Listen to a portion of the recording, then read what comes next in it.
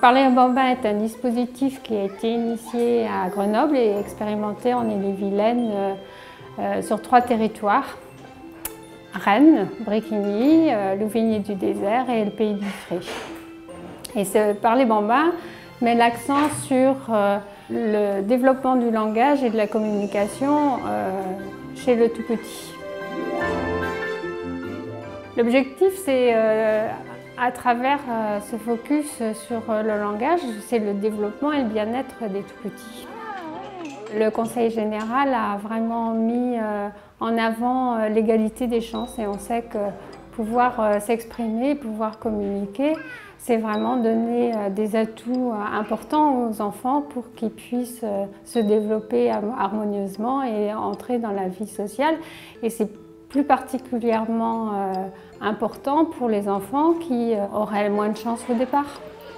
Il y a 3 axes dans Parler bambin. Il y a d'abord communiquer avec les parents. Il y a en deuxième comment on s'adresse, nous adultes, aux enfants.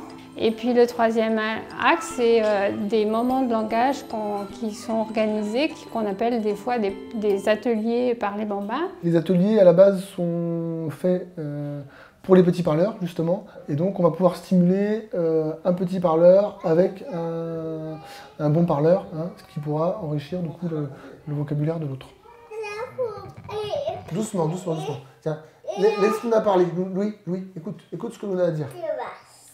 Là, il y a 3 vaches, ouais. Pas 2, mais ils sont 3.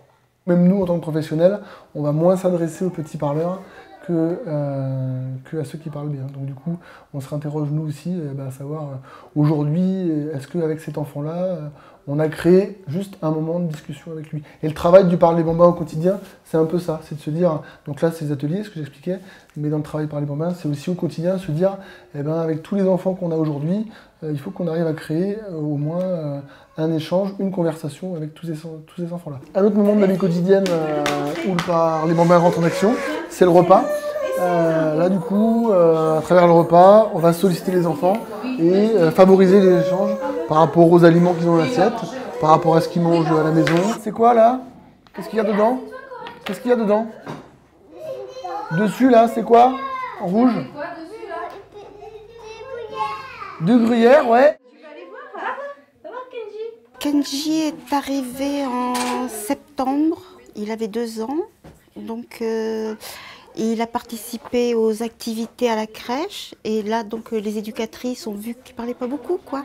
Donc ça a été proposé qu'il participe au Parler bambin, donc avec l'accord forcément des parents.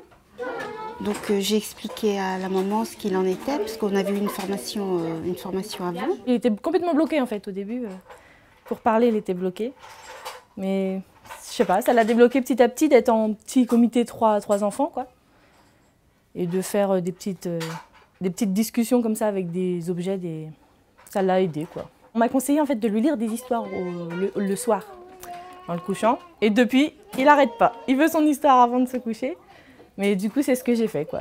Ça, les livres, il adore, il n'y a pas de souci. Depuis qu'on a commencé à faire ça, je l'ai même inscrit à la bibliothèque. Et on prend des livres, on les lit, puis voilà, il adore ça. Et vous? Bon, oui, moi ça me déplaît pas.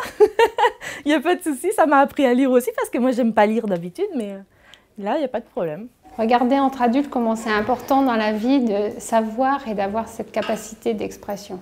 Et pour entrer à l'école, c'est quand même une chance. Pour les professionnels, c'est vraiment très motivant aussi. On redonne du sens à leur travail dans la vie quotidienne. C'est vraiment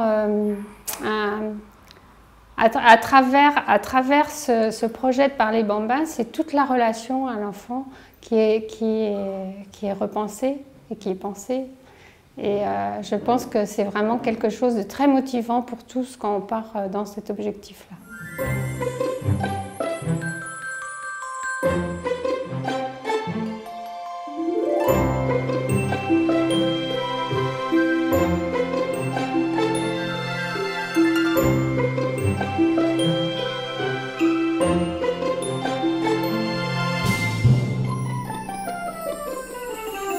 Voilà.